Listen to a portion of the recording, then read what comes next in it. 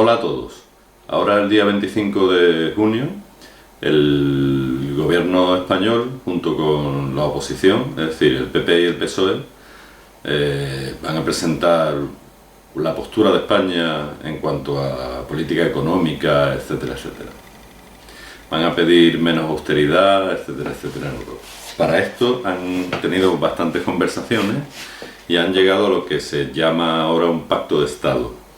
Un pacto de gobierno o un pacto político entre partidos que aparentemente son rivales a muerte políticamente hablando, y en fin, y parece que han llegado a un acuerdo.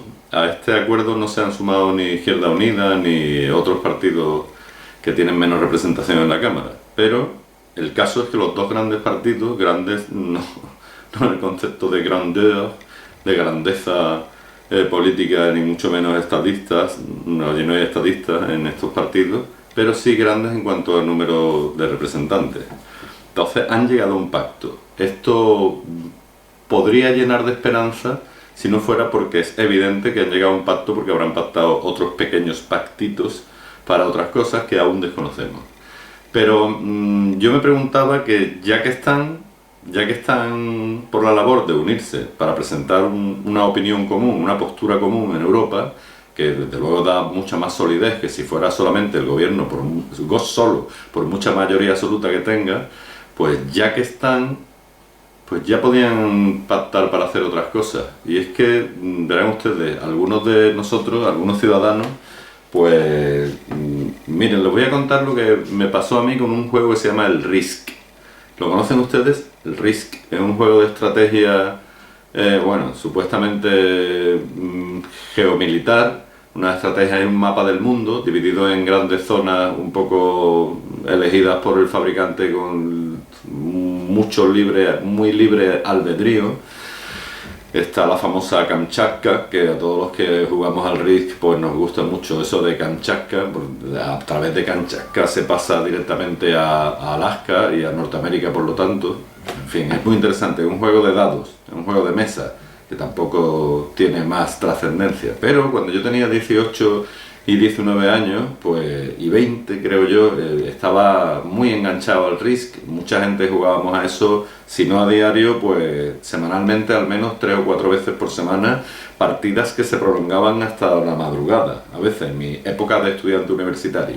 En vez de estar estudiando, estaba jugando al Risk, muy mal, muy mal.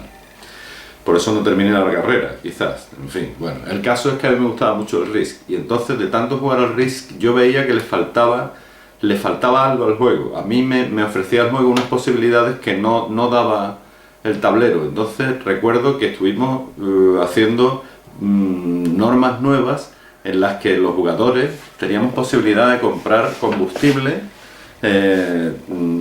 teníamos posibilidad de comprar armamento, teníamos posibilidad de establecer pactos políticos, e incluso llegamos a establecer, a mí se me ocurrieron un montón de normas. Y había una que es que 2 jugadores de los 5 que habitualmente jugábamos, 4 o 5 jugadores en las partidas larguísimas, pues nos levantábamos de la mesa y pactábamos en secreto, teníamos planes que los demás desconocían. Entonces los demás sabían que habíamos pactado, pero no sabían qué habíamos pactado. Incluso a mí se me ocurrió la figura, estoy hablando de hace 30 años, ¿no?, del periodista que está en contacto, es uno del juego, que cuando ha perdido aprovecha que está fuera del juego ya y se transformaba en periodista y publicaba noticias que podían inducir a error a facciones. Bueno, un juego que se convirtió en política, más que un juego de mesa, en un tablero de política internacional, como si jugáramos a la política internacional, ¿no?, que es a lo que juegan los políticos y los empresarios de muchísima pasta, ¿no?, como los del Club Bilderberg y otros más, ¿no? Entonces a mí me parecía que había que hacer un juego nuevo, porque el Risk pues no era suficiente. El juego que yo quería era un juego mucho más amplio, más interesante, mucho más largo de jugar. Las partidas se eternizaban, se hacían durante varios días, pero era de estar pensando. Estabas tú en la facultad, estabas pensando qué ibas a hacer, que ibas a pactar con no sé quién del juego Risk. Se prolongaban las partidas durante días, las dejábamos las fichas tal y como estaban. En fin, creo que a algunos jugadores se nos queda pequeño el juego que tenemos en España con la política. Creo que con estos partidos mayoritarios de momento, como son el Partido Popular y el PSOE, y sus políticas como estáticas, que no se mueven, yo tengo la sensación de que no se mueve gran cosa, ¿no? Yo creo que no tenemos bastante. Yo creo que algunos ciudadanos, por no decir muchos, sentimos la necesidad orgánica, casi diría fisiológica, de que tienen que ampliarse las reglas o cambiarse. Entonces, han demostrado estos dos partidos que cuando quieren se pueden unir para algo concreto. Entonces, ya que estamos, ¿por qué no se unen ustedes, señores políticos del PP y del PSOE que están en el Parlamento, que suman mucho más de 2/3 de la Cámara, y le meten mano a la ley electoral, que es lo que reclamamos muchos ciudadanos, que le metan mano a la ley electoral y consiguen que tengamos, en vez de esta penosa ley electoral que tenemos y arrastramos, que no nos permite llegar a la verdadera democracia, no es una democracia representativa, no es, desde luego. ¿Por qué no hacen ustedes un cambio radical en la ley electoral, en la Constitución española, y nos permiten que votemos a los ciudadanos a un representante por cada 100.000 ciudadanos, es decir, un diputado de distrito, como tienen en Norteamérica, que sea revocable si no cumple con el pacto que ha firmado previamente, el pacto tácito, pacto social con los ciudadanos que le eligen? ¿Por qué no cambian ustedes la ley electoral y nos permiten ser libres, ser realmente una nación democrática? ¿Por qué no hacen ustedes algo para la separación definitiva de poderes, del legislativo y el ejecutivo, y no digamos del judicial? Que sea, por Dios, una separación de poderes más allá incluso de lo que Montesquieu dice. ¿Por qué no meten ustedes manos a la Constitución y quitan un montón de privilegios que hay para determinadas regiones españolas? Suprimen el fuero navarro y el concierto vasco, que es una vergüenza, hombre, es una vergüenza. Que no paguen impuestos al Estado, pero se benefician de pertenecer a un Estado como el español, que es enorme. Esto no puede ser. Y por otra parte también, pues, ¿por qué no hacen ustedes algo ya para neutralizar definitivamente las aspiraciones secesionistas y estos cantos de sirena nazi que tienen los nacionalistas? De una vez por todas. ¿Por qué no hacen un Estado moderno? ¿Por qué, ya que estamos, no pactan ustedes algo para que seamos verdaderamente ciudadanos y no súbditos? ¿Por qué se niegan ustedes a pasar a la historia como grandes estadistas? Se niegan ustedes, pueden hacerlo.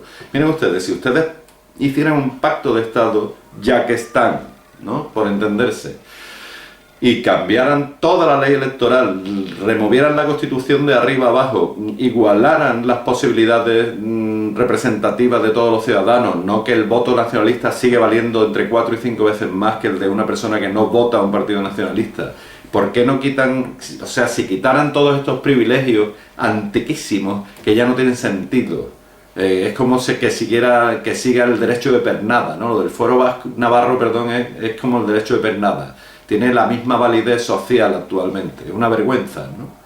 Entonces, ¿por qué no hacen ustedes algo ya que estamos y deciden pasar a la historia como grandes estadistas y grandes políticos? Porque miren, yo estoy dispuesto, si ustedes hicieran eso, yo, y como yo, cientos de miles, por no decir millones de ciudadanos, les quedaríamos enormemente agradecidos, y yo estaría dispuesto a pasar por alto toda esta ramplonería de Rajoy, toda esta cobardía del gobierno de Rajoy, incluso esta gazmoñería que tiene Rubalcaba. Estaría dispuesto a pensar que Rubalcaba y Rajoy han sido los dos grandes próceres que han cambiado la historia de España para bien, y que han por fin llevado a sus 46 millones de ciudadanos a la libertad, o por lo menos a la posibilidad de libertad, y no este país en el que vivimos, en el que las normas democráticas no existen, no hay una constitución verdadera, no hay una constitución democrática, no hay representación parlamentaria